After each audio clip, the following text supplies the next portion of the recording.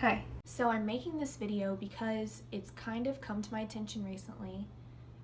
I've kind of always known it, but it's been more prevalent recently that people don't know anything about emotional abuse. And I mean, I didn't either until a few years ago. And more often than not, I meet people who have dealt with it in some form. So I've been an RA for 2 years now. Welcome to my humble dorm.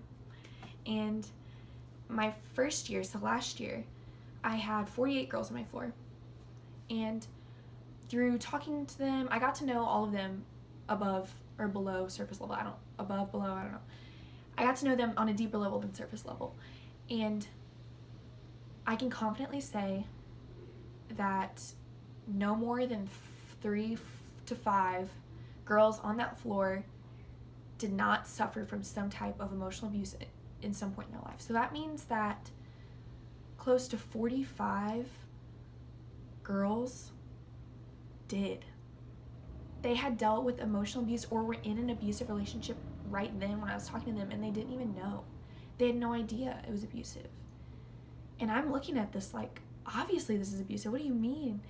And then I had to do a reality check like, oh my gosh, I know that because I've been through counseling for like years, and I've been able to process it for years, but a lot of people don't know anything about it, and that's fine. But I want to talk about it because they need to know. Because I bet you, if you're watching this, I bet you someone you know has dealt with it or is dealing with it. Maybe you're even dealing with it. And when I was dealing with it, I felt like I was the only person in the world who was. And I don't want anyone to feel like that ever again. So that's why I'm making this video. Now let me tell you why I feel like I'm qualified to make the video. Well, let me tell you. In high school, I dated this boy for 4 years. And at first, it was bad. I knew it was bad. I just didn't realize how bad it was. You could have classified it as unhealthy, but then again, I didn't really have any other friendships around me that had a healthy relationship, so I didn't really have anything to model it by. So I started liking him freshman year. We started talking. We started dating going into sophomore year. We broke up for the first time of many times the middle of sophomore year. And so after that is when it started getting worse. It started progressively getting worse after that. And a series of unfortunate events happen, and then senior year comes around, and I'm a completely different person. I'm not really recognizable from the freshman year me. I didn't have any friends, maybe one, and that was probably my little sister. I couldn't wear what I wanted to school anymore. I had to wear what he would let me. I could only talk to the people he would allow me to talk to. I couldn't talk to any boys ever. He had to look at my phone once a week. I cried every single day. I was really depressed. So how do we go from freshman year Kira over here, who is boy crazy, has a lot of friends, honestly, to depressed Kira, who doesn't want to live life anymore? What happened in this in-between time? Well, that's what we're going to talk about. Some of the signs that I encountered that I didn't know were signs, some of the reoccurring patterns I see in other abusive relationships, and things that just need awareness. Let's dig in. So first, I'll talk about what is emotional abuse. It is, as compared to physical abuse, it's a lot more sneaky. It's not outwardly like a punch. Like it doesn't hit you right then. You don't feel the effects right then like you would if someone were to hit you. But it goes deeper, and you feel the effects for the rest of your life. It's all verbal and nonverbal communication that happens. I'm a comm major, so this is like fascinating to me. But it's how they interact with you. So it takes a lot of different shapes and sizes. It can be bullying, intimidation, humiliation, harmful jokes, being ignored, being controlled. I mean, the list is expansive. That's how deceitful emotional abuse is. You just don't always see it coming. And sometimes the person doing it doesn't even realize that they're doing it, or otherwise I would hope that they wouldn't. And to that person, it probably doesn't seem abusive. But if they're doing that to someone else, there's some type of deep emotional intrinsic trauma that they haven't dealt with before, or some life experience that's caused them to treat people that way. And that's not your fault. That's just something that happened to them in the past. But until they seek help for that, it will continue. So I think that's something to realize, is that the person who's doing it doesn't always realize what they're doing, but that doesn't make it okay. Just because they're ignorant about it does not make it excusable. To them, it might just be a joke, or it might just be a way to get you to love them. But it still doesn't make it okay. And I think that's something that I made the excuse for all the time. I would just say, oh, he doesn't realize that's hurtful. He doesn't realize that's hurting me.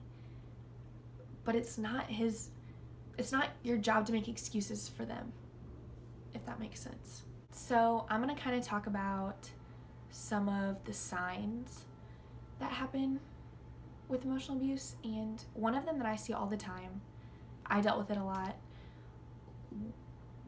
was when he would use jokes or negative comments to put me down in front of other people. So this looked like me walking to his locker in the mornings and saying hi when he was in front of his friends, and I'd hug him and say good morning, and he'd instantly make a comment about my outfit. He would look at my shoes or something and be like, where did you get that? Out of a dumpster? And everyone would laugh except for me. And sometimes I would laugh because I had to, but it wasn't funny. And later on, it made me start to question, do I have ugly clothes? And then I'd stop wearing them, because who wants to be made fun of all the time? And so once he realized he could do that to control me, he would do that often. It would be with comments I made, or with people I talked to, or sometimes you can be accused of being too sensitive. So you bring up something, if you get enough courage to bring it up to that person, and they're like, stop being so crazy. That's something that happens often, especially with girls. They get called crazy. Like, you're just being crazy, stop. Like, you're over exaggerating. Words like that, when you should never be considered crazy for something that you feel, because there's probably some reason for it being felt. Sometimes things are a little bit more exaggerated, sure. Like, I'm a girl, I mean, I'm over emotional sometimes, but when your feelings are disregarded or they're negated, that's where the problem is. Someone should be asking you, okay, why do you feel this way? Not automatically saying, you're crazy, don't talk to me. And sometimes they will give you disapproving comments or looks. So this happened a lot with me, where if I did something, I would just get the look. And what I mean by the look is it was a look of disgust. And when you care about someone, you don't want to make them unhappy. You want them to be proud of you. And so that hurt me probably the most. One of the things that hurt the most was feeling like I disappointed them, or I was a disappointment, or not good enough.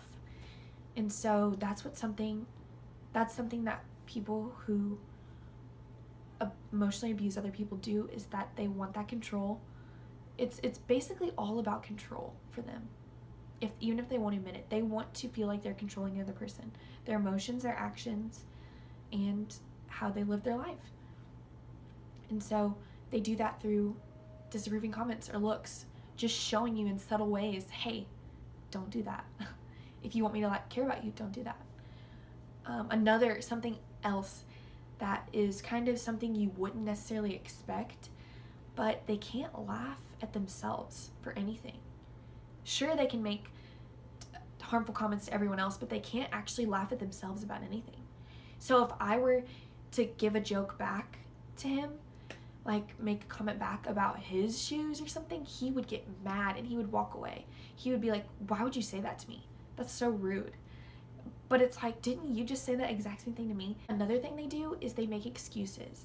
So whether they're late or they go back on something that they said they would do, they'll make an excuse, and nothing is ever their fault. Nothing is ever their fault. It's their parents' fault. It's their class.